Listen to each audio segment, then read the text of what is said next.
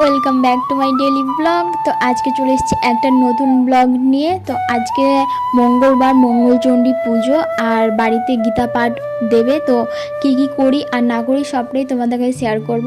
তো সকালে স্নান করে চলে এসেছি। তো আর গবুকে সেবা দেওয়া আমার হয়ে গেছে সকালে। আর প্রতিদিনের যা কাজ, তুলসী তলাতে আমার সকালবেলায় জল দেওয়া, তো ধূপ দিয়ে দিলাম, ধূপ দেখে একটু প্রণাম করে নিলাম। আর আজকে ওয়েদারটা দেখো, একদম মেঘলা মেঘলা ঠান্ডা ঠান্ডা হয়ে আছে। আর ছাদে গাছে ফুল ছিল, ওগুলোই তুলে নিচ্ছি। আর এই গাছটা দেখো, প্রতিদিন না একটা ফুল ফুটবে, কিন্তু আজকে একটাও ফোটেনি। তো তোমরা কি জানো এই গাছটার নাম কি? যদি জেনে থাকো তো আমাকে কমেন্টে নিশ্চয়ই জানাবে।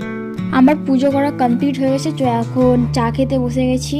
তো সকালে না চা না খেলে দিনটা জাস্ট শুরুই হয় না। তো চাটা খেতেই হবে আমাকে। তো চাটা খেয়ে নিই।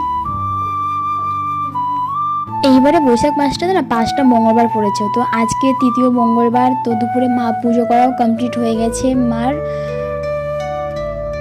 তো আমি এখন পাঁচালি পড়তে বসে গেছি, পাঁচালি পড়বো এখন।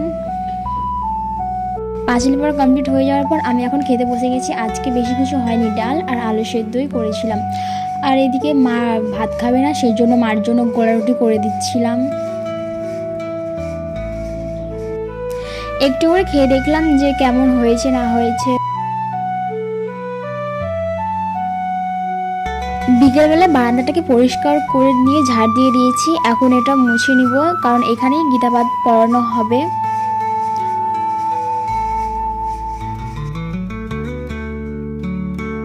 পুরো বারান্দাটা মোছা হয়ে গেছে। আর এইদিকে পুজোর বাসনগুলোও মাজা হয়ে গেছে সব এক। আর এইদিকে আমাদের বাড়িতে অতিথি চলে এসছে, দেখো কত সুন্দর লাগছে এদেরকে। আর এদিকে গীতা পাঠের সব হচ্ছে কমপ্লিট হয়ে গেছে, গোছানো। একটু পরে আমার গীতা পাঠও শুরু হয়ে গেছে। তো সবাই চলে এসছে গীতা পাঠ শুনতে আমাদের বাড়িতে। তো এখন কীর্তন হচ্ছে, একটু কীর্তন হয়ে যাওয়ার পর গীতা পাঠ শুরু করা হবে। এদিকে গীতা পাঠ পড়ানো শুরু হয়ে গেছে। আর আমি এদিকে একটু বসে শুনছিলাম গীতা পাঠ পড়ানো।